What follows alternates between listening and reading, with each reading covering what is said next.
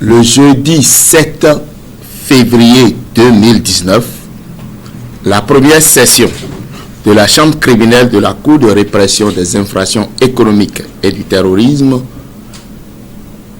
commencée le 17 décembre 2018 a pris fin.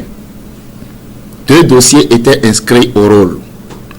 Le premier se rapporte au fait d'association de malfaiteurs, d'escroquerie avec appel au public, d'exercice illégal d'activités bancaires et de microfinance reprochés aux accusés dans l'affaire dénommée ICC Services.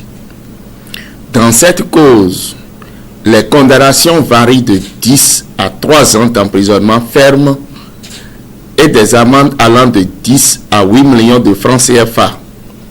Des condamnations civiles ont été prononcées. Le second dossier concerne les faits de détournement de deniers publics portant sur un montant de 53 262 000 francs CFA.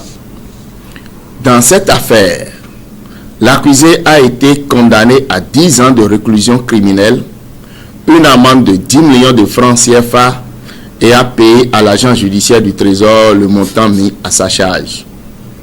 Les 2 dossiers examinés révèlent que le Bénin a connu dans un passé récent une période au cours de laquelle l'autorité de l'État a été affaiblie parce que les dirigeants de l'époque l'ont compromise par laxisme et cupidité en privilégiant leur intérêt personnel au détriment de l'intérêt supérieur de la nation.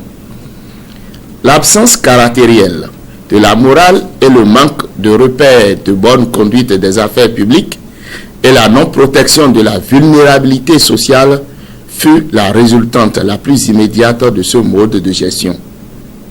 Dans le dossier ICC Services, les victimes ont été abusées par la présence constante et permanente de certaines autorités aux côtés des accusés. En agissant ainsi, elles ont contribué à la commission des infractions reprochées aux promoteurs de ICC Services. Au regard de ce qui précède, le parquet spécial a décidé de porter ces faits en raison de leur qualité au moment des faits à l'appréciation de la juridiction compétente.